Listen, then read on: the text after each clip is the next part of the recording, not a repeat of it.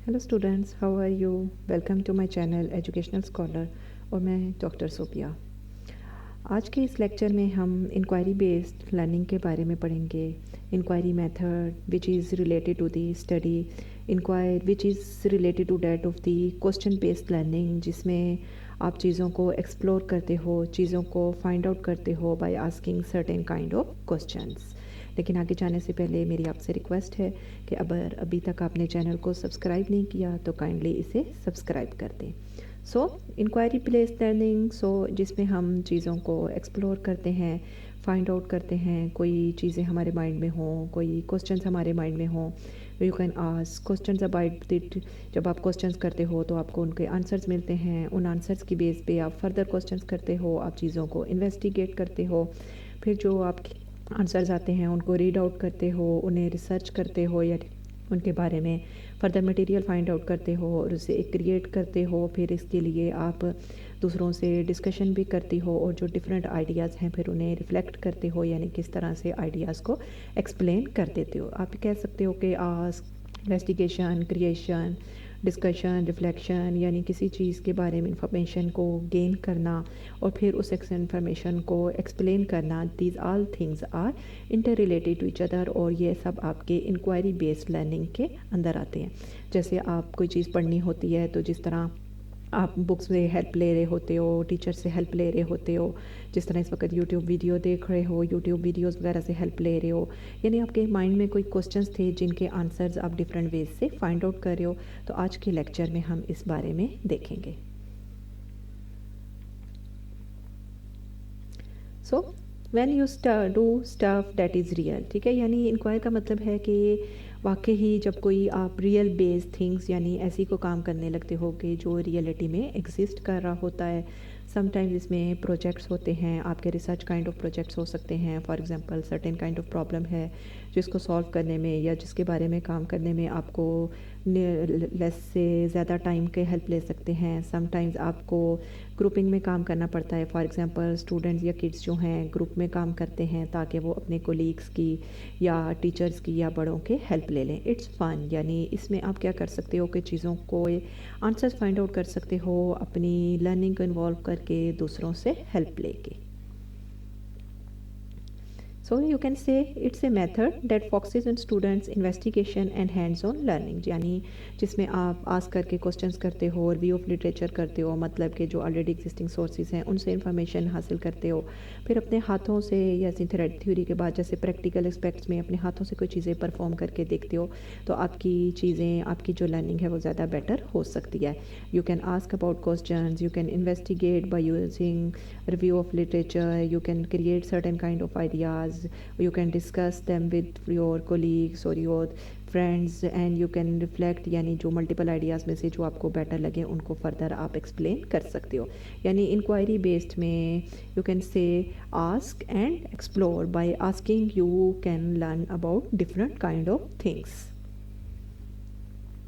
Objectives क्या हैं? इसमें डिफरेंट किस्म के मेथड्स यूज़ होते हैं जिसमें आपके inductive and deductive kind of method हैं। साइंटिफिक मेथड को आप यूटिलाइज़ कर सकते हो, ठीक है। साइंटिफिक मेथड का एक अलग लिंक, यानी इसके अंदर जो स्टेप्स होते हैं आपको डिस्क्रिप्शन में मिल भी जाएगा। डिफरेंट प्रॉब्लम सॉल्विंग अप्रोच, यानी ऑथेंटिक सोर्सेज को यूज़ करते हुए एजुकेशन की फील्ड के अंदर अगर आप एग्जांपल ले लो, किस तरह स्टडी प्रॉब्लम्स को सॉल्व कर सकते हो, डिफरेंट टीचिंग टेक्निक्स इसके अंदर कौन सी यूज़ कर सकते हो, डिफरेंट काइंड्स ऑफ एविएट्स जो कि आपको चीज़ों को इंक्वायर करने में, चीज़ों के बारे में इंफॉर्मेशन हेल्प करने में या इन्फॉर्मेशन गेन करने में ज़्यादा बेटर तौर पे हेल्प कर सकते हैं। और फिर फर्दर एट दी एंड चूँकि आपने चीज़ों को रिफ्लेक्ट करना होता है, एक्सप्लेन करना होता है, तो आप सर्टेन डिसीजंस बनाते हो कि कौन सा जो इंक्वायरी मेथड है it's the best kind of method, और you can say which method is providing better authentic kind of information. So there are three kinds of inquiry method. Number one is the inductive, number two is the deductive, and number three is the scientific. Inductive जब आप किसी चीज़ में कुछ induct कर देते हो, deductive जिसमें आप कोई चीज़ निकाल रहे होते हो, वन बाय वन इनको हम देखेंगे, और साइंटिफिक मेथड जिसमें आप एक लॉजिकल वे में, एक प्रॉपर वे में वन से आगे की तरफ मूव कर रहे होते हो। So first of all, inductive method to include, to engage. So you can say in teaching is to engage students for acquiring knowledge. ठीक है, आप स्पेसिफिक से जनरल की तरफ मूव करते हो, यानी जिसमें आप स्टूडेंट्स को इंगेज करते हो ताकि इस मेथड को यूज़ करते हुए वो कोई नॉलेज एक्सप्लोर करें। इंक्वायरी मेथड का ही ये एक मेथड है। इसमें आइडियाज़ जो हैं वो आप स्पेसिफिक से जनरल की तरफ मूव करते हो, यानी एक स्पेसिफिक रूल जो है अप्लाई हो रहा है तो ओवरऑल जनरली भी वही रूल आपका अप्लाई होगा। फॉर एग्जांपल अगर यहाँ पे आप देखो इट्स एन डक, तो अगर वो 2 होंगे they are also ducks, they are अगर मल्टीपल होंगे दे आर आल्सो डक्स, यानी एक स्पेसिफिक रूल था जो ओवरऑल जनरली एक चीज़ पे अप्लाई हो गया। टाइप्स ऑफ इंडक्टिव मेथड में आपकी इंक्वायरी बेस्ड लर्निंग आ जाती है, डिस्कवरी लर्निंग जिसमें आप चीज़ों को एक्सप्लोर करते हो, फाइंड आउट करते हो, ठीक है। प्रॉब्लम बेस्ड लर्निंग, कोई प्रॉब्लम्स हो उनको सॉल्व करना चाहते हो। प्रोजेक्ट जिसमें आपकी लॉन्ग ड्यूरेशन कोई काम होता है उसको करते हो। स्पेसिफिक कोई केस या कोई एग्जांपल आपके सामने आ जाती है, या जस्ट इन टाइम यानी उसी टाइम के अंदर जब किसी चीज़ को आप एक्सप्लेन कर देते हो।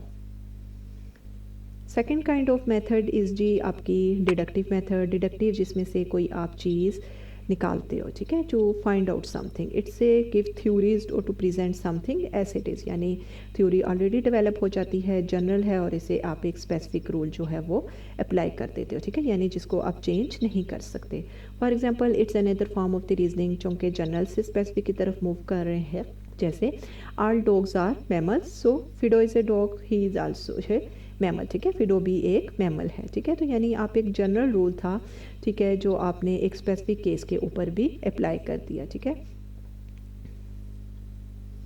सो इफ़ अगर आप दोनों को कंपेयर करो, इंडक्टिव में आप स्पेसिफिक से जनरल की तरफ मूव कर जाते हो, जो स्पेसिफिक है जनरल पे भी वही रूल इम्प्लीमेंट होता है, और डिडक्टिव में आप जनरल से स्पेसिफिक की तरफ, यानी जनरली जो चीज़ एग्जिस्ट कर रही होती है किसी स्पेसिफिक पे भी उसी चीज़ को आप इम्प्लीमेंट कर देते हो।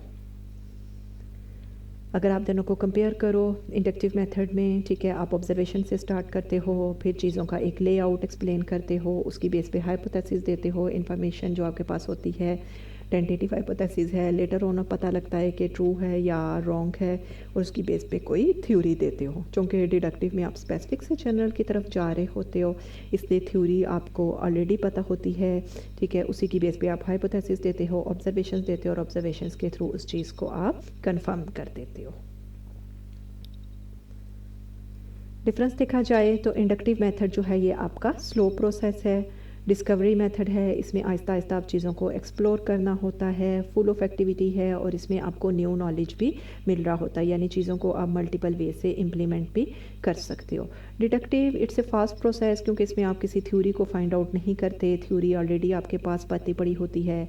It's a verified kind of method, इसलिए इसमें चूँकि आपने न्यू थ्योरी तो डेवलप करनी ही नहीं है, इसलिए इसमें आपकी एक्टिविटी अपॉर्चुनिटीज़ भी कम होती हैं, और समटाइम्स ये क्या होता है कि आपको इसमें कोई एक्स्ट्रा सॉर्ट ऑफ नॉलेज भी नहीं मिलता। So third kind of method is the scientific method which you can से, जिसमें आप इंफॉर्मेशन हासिल करते हो, सिस्टमेटिक प्रोसेस है जिसमें आप एक लॉजिकल वे में observation, hypothesis, then hypothesis tested with the help of different kind of experiments, फिर आप उन एक्सपेरिमेंट्स के रिजल्ट्स एक्सप्लेन करते हो, उन्हें कंक्लूड करते हो, यानी डिफरेंट चीज़ें हैं जिसमें इसको नॉलेज गेन करने के लिए आप आपस में इंटर रिलेट कर देते हो। स्टेप्स ऑफ साइंटिफिक मेथड्स, ठीक है, सबसे पहले आप चीज़ों को ऑब्जर्व करोगे, उन ऑब्जर्वेशंस की बेस पे आप कोई हाइपोथेसिस दोगे, हाइपोथेसिस को टेस्ट करोगे with the help of different kinds of experiments, फिर आप उसकी एनालिसिस करोगे, जो रिजल्ट्स आपके पास आएंगे फिर उन्हें आप कंक्लूड करोगे, और अगर कुछ केसेस में आपके पास कोई फ्यूचर पर्सपेक्टिव्स वगैरह भी होंगे तो उन्हें भी आप एक्सप्लेन कर दोगे, ठीक है। अब वन बाय वन अगर हम इनको देखें, ऑब्जर्वेशन का मतलब है कि आपके माइंड में जो किसी चीज़ को देखने के बाद इंटेंशनली माइंड डिफरेंट के आइडियाज़ ऑफ डेवलप होते हैं, कि आपके माइंड में एक क्वेश्चन है, जैसे आप अभी चाहते हो कि इंक्वायरी मेथड क्या होता है इसके बारे में जानना चाहते हो, जिसके लिए आप ये वीडियो कर रहे हो, तो आप ऑब्जर्व करोगे डिफरेंट चीज़ों को, एग्जांपल्स देखोगे, ताकि आपके माइंड में जो क्वेश्चन हैं और इनको आपको करेक्ट हो सकें। इट इज़ यू कैन से कि ऑब्जर्वेशंस को यूज़ किया जाता है टू कलेक्ट रेलिवेंट इन्फॉर्मेशन, यानी जिस चीज़ के बारे में आप इन्फॉर्मेशन हासिल करना चाहते हो। इस वक्त इंक्वायरी बेस्ड लर्निंग मेथड्स के बारे में आप इन्फॉर्मेशन कोड करना चाहते हो, तो जो आपके रेलिवेंट मेथड होंगे वो तो आपको इन्फॉर्मेशन कोड करेंगे, उनको आप सिलेक्ट कर लोगे, और जो आपके इरेलीवेंट मेथड होंगे, जो इंक्वायरी बेस्ड मेथड से अटैच नहीं होंगे उन्हें आप साइड पे कर दोगे।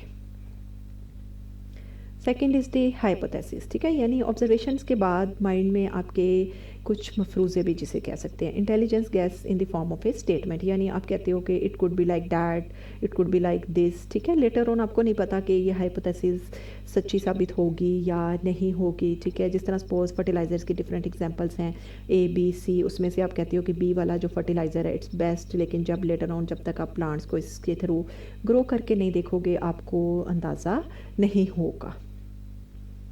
एक्सपेरिमेंट, यानी आपको हाइपोथेसिस चेक करने के लिए सीरीज़ ऑफ एक्सपेरिमेंट्स परफॉर्म करने पड़ते हैं, ठीक है, ताकि एक्सपेरिमेंट्स के एंड पे आप इस अंदाजे तक पहुंच सकते हो कि आपकी जो हाइपोथेसिस थी आइदर इट वाज ट्रू और इट वाज रॉन्ग।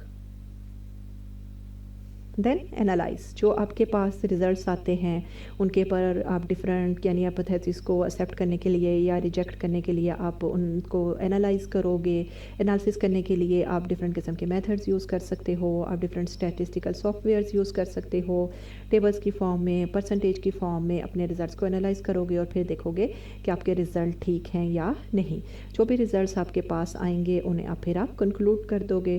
कंक्लूड का मतलब होता है कि जो मेन रिजल्ट्स हैं उन्हें यानी वैलिड स्टेटमेंट है, ठीक है, और अगर आपकी वैलिड स्टेटमेंट है रिजल्ट्स के थ्रू आपकी ये हाइपोथेसिस करेक्ट हो गई है, it can become a theory later, ठीक है, और इन फाइंडिंग्स को आप पब्लिश भी कर सकते हो ताकि लेटर ऑन जो और काम करने वाले हैं वो भी इससे हेल्प ले सके।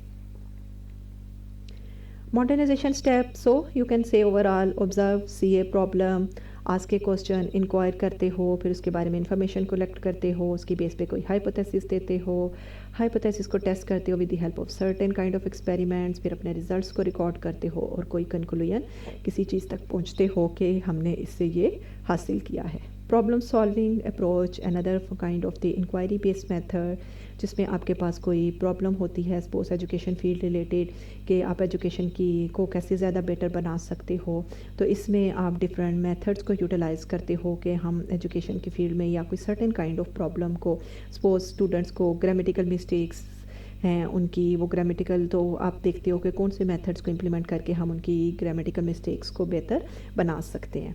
सो जब आपके सामने एक प्रॉब्लम आती है तो सबसे पहले आपने उस प्रॉब्लम को आइडेंटिफाई करना होता है कि आपकी प्रॉब्लम क्या है, उसको एनालाइज करोगे, उसके बारे में कोई डिसीजन बनाओगे, फिर मल्टीपल सॉल्यूशंस दोगे। जैसे यहाँ पे मैंने ग्रामर की एग्जांपल दी है, तो हम कह सकते हैं कि हम उनको एविएट्स दिखा सकते हैं, हम उनको मल्टीपल वीडियोस दिखा सकते हैं, हम उनको ग्रुप डिस्कशन करवा सकते हैं या उनकी आपस में इंटरेक्शन करवा सकते हैं ताकि उनकी ग्रामर जो है हम बेहतर कर सकें। इस तरह के मल्टीपल सॉल्यूशंस फिर आप इनको इम्प्लीमेंट करके देखोगे इन मल्टीपल सॉल्यूशंस को, चूज़ दी ऑप्टिमल सॉल्यूशन कि इन मल्टीपल सॉल्यूशंस में से आपका कौन सा सॉल्यूशन जो है वो वाकई ही बेहतर तरीके से काम कर रहा है।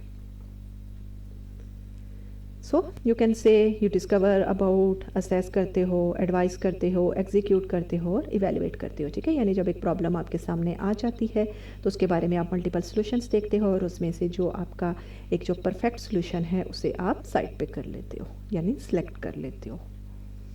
इंक्वायरी बेस्ड लर्निंग के अंदर ब्लूम्स टैक्सोनॉमी आ जाती है, ठीक है, जिसमें आपकी कॉग्निटिव थिंकिंग इन्वॉल्व होती है, यानी आपकी साइकोमोट्रिक एबिलिटीज़, आपका ब्रेन इन्वॉल्व होता है। आप अपने ब्रेन को यूज़ करते हुए, अपने आइडियाज़ को यूज़ करते हुए चीज़ों को डेवलप करते हो, क्वेश्चंस पूछते हो जो कि मोटिवेट कर सकें, आपके नॉलेज में इजाफा कर सकें, आपकी भी ऑब्जर्वेशन में इजाफा हो सके। Multiple wide variety of resources use करते हो कि कौन से मल्टीपल रिसोर्सेज को यूज़ करके टीचर्स से डिस्कस करते हो, इंटरनेट को सर्च करते हो डिफरेंट, ताकि हम आपके पास ज़्यादा से ज़्यादा इन्फॉर्मेशन कलेक्ट हो सके। टीचर से हेल्प ले रहे होते हो या जो आपके सुपरवाइज़र होते हैं और आपकी एट द एंड आपके पास ताकि प्रोडक्टिव रिजल्ट्स जो हैं वो सामने आ सकें। ब्लूम्स टैक्सोनॉमी इसमें भी यानी इंक्वायरी बेस्ड लर्निंग जिसमें आप क्वेश्चंस देखते हो और इसमें आपकी साइकोमोटर एबिलिटीज़ यानी आपका ब्रेन जो है वो इन्वॉल्व होता है। सबसे पहले आपके पास नॉलेज होना चाहिए, उस नॉलेज की अंडरस्टैंडिंग होना चाहिए कि ये किसके बारे में है, फिर उसको इम्प्लीमेंट करके देखते हो, उसकी एप्लीकेशन देख रहे होते हो, फिर उसको एनालाइज करते हो और उसकी बेस पे किसी सोल्यूशन को इवेलुएट करते हो।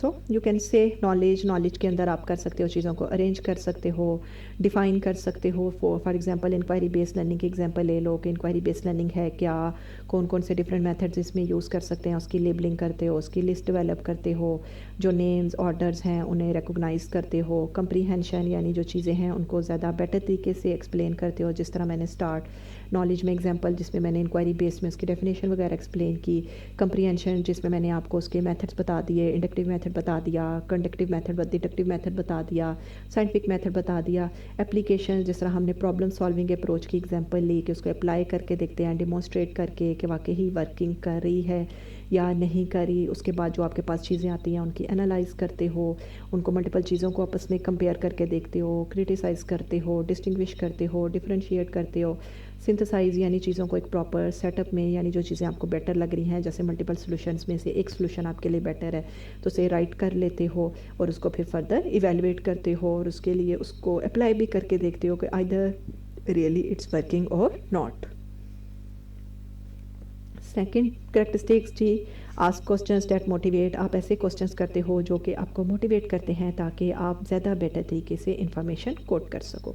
सो इंक्वायरी बेस्ड लर्निंग, आप छोटे बच्चे की एग्जांपल ले लो, वो बार बार चीज़ों के बारे में क्वेश्चन करता है क्योंकि वो चीज़ों के बारे में जानना चाहता है, वो चीज़ों को जिस लेवल से ऑब्ज़र्व कर रहा है फिर उसके बारे में वो इन्फॉर्मेशन करता है। ठीक है, आप एक आंसर करते हो, वो सेकंड क्वेश्चन पूछता है, वो आप सेकंड आंसर करते हो, वो थर्ड क्वेश्चन पूछता है, यानी चीज़ें जो हैं वो उनको मोटिवेट करती हैं। Utilise wide variety of sources, आप मल्टीपल रिसोर्सेज यूटिलाइज़ करते हो। जैसे मैंने कहा कि आप नेट से रिसोर्सेज यूज़ करते हो, आप अपने फ्रेंड्स के साथ डिस्कस करते हो, आप अपने सीनियर्स के साथ डिस्कस करते हो ताकि students can gather information and from opinion, ताकि अदर पीपल इसके बारे में क्या राय रखते हैं इसके बारे में भी आप इन्फॉर्मेशन कलेक्ट कर लेते हो। Teacher as a facilitator, teacher जो है वो आपका मेक रोल प्ले कर रहा होता है। वो आप जब उससे प्रॉब्लम डिस्कस करते हो, जब आप उनसे सॉल्यूशंस बताते हो तो टीचर साथ साथ फैसिलिटेटर के तौर पर, यानी मल्टीपल सॉल्यूशंस की इम्प्लीमेंटेशन में कौन सा सॉल्यूशन बेटर है या कौन सा नहीं, इस चीज़ में टीचर जो है वो आपका हेल्प कर रहे होते हैं। सो यू कैन से rather than teach content, teacher का सिर्फ ये नहीं कि वो आपको सिर्फ टीचिंग कर दी या थ्योरी बता दी, बल्कि वो आपको प्रैक्टिकल इम्प्लीमेंटेशन में भी हेल्प कर रहा होता है। ऐसे facilitator you will begin by briefing students, teacher जो हैं वो स्टूडेंट्स को चीज़ों को ब्रीफ करते हैं। फॉर एग्जांपल जब वो प्रैक्टिकली परफॉर्म कर रहे होते हैं तो बेशक स्टूडेंट्स अपने हाथ से परफॉर्म कर रहे होंगे लेकिन टीचर साथ साथ उनकी हेल्प करेंगे, जहाँ पे उनको प्रॉब्लम होगी तो उनको वो सॉल्व करने में भी हेल्प आउट करेंगे। So meaningful products came out of inquiry based learning, यानी एट द एंड क्या होता है कि जो आपकी प्रॉब्लम होती है वो सॉल्व हो चुकी भी होती है, या जिस चीज़ के बारे में आप सीखना चाहते हो वो चीज़ आप आखिर में लर्न आउट कर लेते हो। इट मीन्स कि वाकई ही जो आपका इंक्वायरी बेस्ड थी या जो मेथड आपने यूज़ किया था वो यूज़फुल हो चुका है। लर्निंग इन द क्लासरूम में जब आप करते हो तो डिफरेंट मेथड्स यूटिलाइज़ कर सकते हो। It can be cooperative learning, it can be in the form of A team work, excited हो सकते हो, चीज़ों को प्रेजेंट कर सकते हो, मूवमेंट कर सकते हो, यानी कोऑपरेटिव लर्निंग किस तरह से चीज़ों को हेल्प करने में आपको हेल्प कर सकती है। सो इंक्वायरी मेथड के एडवांटेजेस और डिसएडवांटेजेस देखें। एडवांटेजेस, स्टूडेंट्स को, टीचर को बेनिफिट मिलता है यानी नॉलेज में इजाफा होता है, क्रिएटिविटी एबिलिटी होती है, थॉट्स जो हैं वो वेरीफाई हो जाती हैं जब आप certain kind of experiments perform करके देखते हो। डिसएडवांटेजेस क्या हैं कि हर किस्म के करिकुलम पे ये अप्लाई नहीं हो सकता, कुछ में आपको इंक्वायर नहीं करना पड़ता बल्कि चीज़ों को किसी दूसरे मेथड से साइड पढ़ना पड़ता है या सीखना पड़ता है। ठीक है, it only gets the desired outcomes. इसमें समटाइम्स क्या होता है कि आप जो चीज़ आप चाहिए होती है उसी चीज़ के बारे में सीखते हो, मल्टीपल डायमेंशंस आपको सामने नहीं आती। It is not effective of every type of learner, और हर किस्म के स्टूडेंट के लिए भी इंक्वायरी मेथड जो है वो समटाइम्स वर्कआउट नहीं कर रहा होता। So inquiry seeking for truth, the inquiry approach is more focused on using learning content, or you can say use different kind of skills. They are the open system, और inquiry system जो है एक traditional classroom से totally different है क्योंकि आप चीज़ों को इसमें क्वेश्चंस पूछते हो और उन्हें फिर चेक करते हो और उन्हें फिर उनके बारे में आइडियाज़ एक्सप्लेन करते हो। So that was all about the inquiry method. इसके बारे में आपको कोई क्वेश्चन हो तो आप कमेंट में मुझसे पूछ सकते हो। नेक्स्ट लेक्चर तक के लिए अल्लाह हाफिज़।